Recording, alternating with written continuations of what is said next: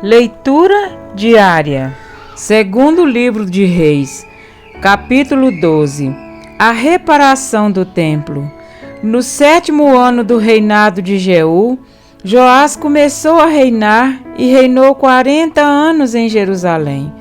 O nome de sua mãe era Zíbia. Ela era de Berseba. Joás fez o que o Senhor aprova durante todos os anos em que o sacerdote Joiada o orientou. Contudo, os altares idólatras não foram derrubados. O povo continuava a oferecer sacrifício e a queimar incenso neles. Joás ordenou aos sacerdotes: reúnam toda a prata trazida como dádiva sagrada ao templo do Senhor. A prata recolhida no recenseamento, a prata recebida de votos pessoais e a que foi trazida voluntariamente ao templo. Cada sacerdote recolhe a prata de um dos tesoureiros, para que seja usada na reforma do templo. Contudo, no 23º ano do reinado de Joás, os sacerdotes ainda não tinham feito as reformas. Por isso o rei Joás chamou o sacerdote Joiada e os outros sacerdotes e lhes perguntou: por que vocês não estão fazendo as reformas no templo? Não recolham mais prata com seus tesoureiros, mas deixam-na para as reformas. Os sacerdotes concordaram em não mais receberem nenhuma prata do povo, e em não serem mais os encarregados dessas reformas. Então o sacerdote Joiada pegou uma caixa, fez um furo na tampa e colocou-a ao lado do altar, à direita de quem entra no templo do Senhor. Os sacerdotes que guardavam a entrada colocavam na caixa toda a prata trazida ao templo do Senhor. Sempre que havia uma grande quantidade de prata na caixa, o secretário real e o sumo sacerdote vinham, pesavam a prata trazida ao templo do Senhor e a colocavam em sacolas. Depois de pesada, entregavam a prata aos supervisores do trabalho no templo. Assim, pagavam aqueles que trabalhavam no templo do Senhor, os carpinteiros e os construtores, os pedreiros e os cortadores de pedras. Também compravam madeira e pedras lavradas para os concertos a serem feitos no templo do Senhor, e cobriam todas as outras despesas. A prata trazida ao templo não era utilizada na confecção de bacias de prata, cortadores de pavio, bacias para aspersão, cornetas ou quaisquer outros utensílios de ouro ou prata para o templo do Senhor. Era usada como pagamento dos trabalhadores, e eles a empregavam para o reparo do templo. Não se exigia prestação de contas dos que pagavam os trabalhadores, pois agiam com honestidade. Mas a prata das ofertas pela culpa e das ofertas pelo pecado não era levada ao templo do Senhor, pois pertencia aos sacerdotes. Nesta época, Azael, rei da Síria, atacou Gate e a conquistou. Depois decidiu atacar Jerusalém.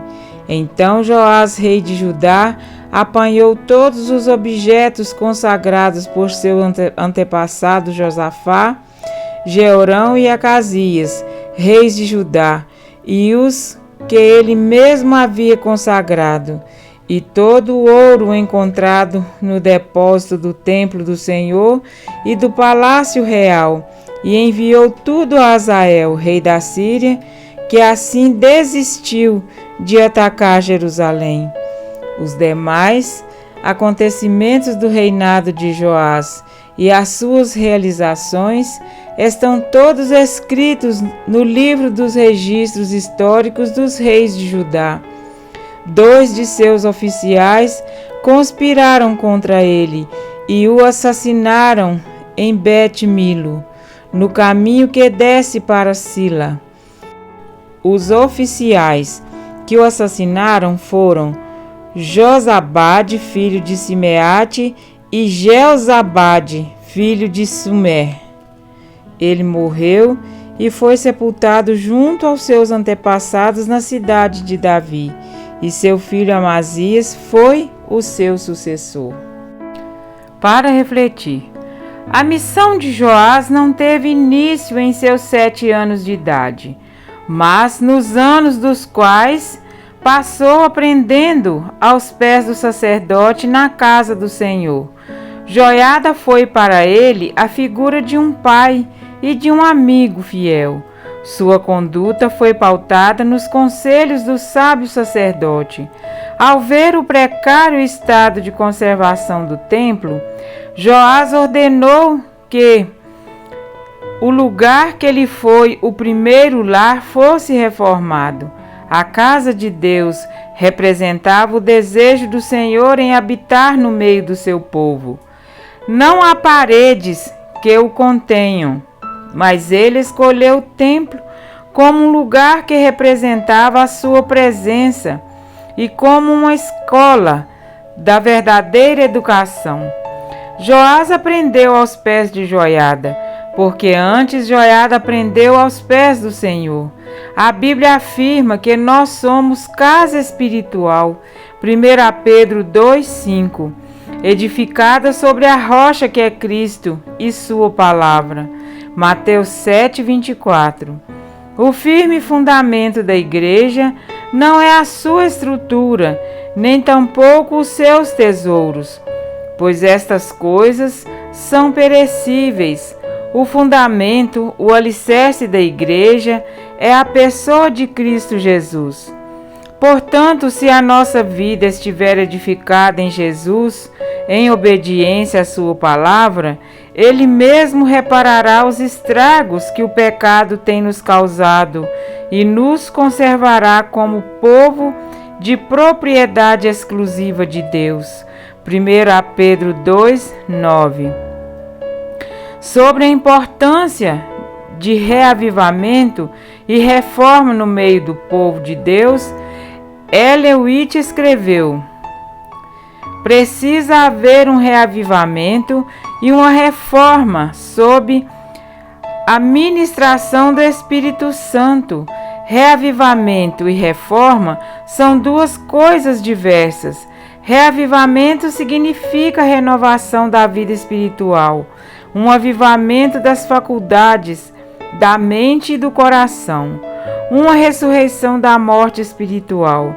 Reforma significa uma reorganização, uma mudança nas ideias e teorias, hábitos e práticas. A reforma não trará o bom fruto da justiça, a menos que seja ligada com o reavivamento do Espírito. Reavivamento e reforma devem efetuar a obra que lhes é designada e, no realizá-la, precisam fundir-se.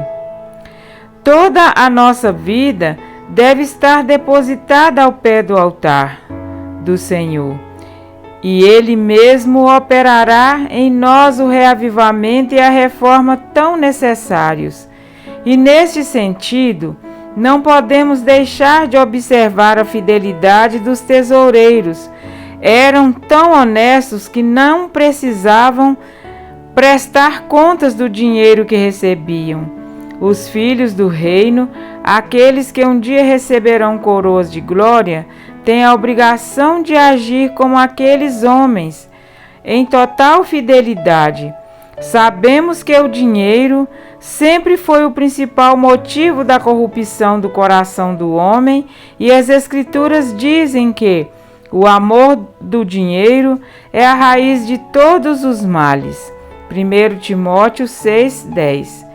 A ganância e a cobiça têm sido muito difíceis de se conter, principalmente em nossos dias, em meio à crise econômica em que vivemos.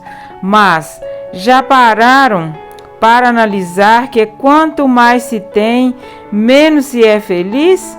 que a sociedade em que se predomina o consumismo é também a sociedade das doenças emocionais?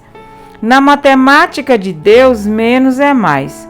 Podemos observar isso nas lições deixadas por Cristo, quando exaltou a oferta da viúva pobre, Lucas 21, de 1 a 14. Quando condenou a avareza, Lucas 12, 15. Quando pediu ao jovem rico que usasse suas riquezas para abençoar aos pobres, Mateus 19, 21. Quando nos advertiu quanto não andarmos ansiosos por coisa alguma, Lucas 12, 22. Como vimos no início, somos casas espirituais de Deus e, como tais, precisamos confiar a administração de nossas vidas a Ele, e Ele suprirá as nossas necessidades. Não é pecado ser rico, não entendam mal. Pecado é usar as riquezas sem a aprovação de Deus e apenas para propósitos egoístas. Que sejamos moradas do Senhor, valorizando mais as pessoas e menos as coisas. Eis a genuína reforma que repara os estragos de nosso enganoso coração. Amém?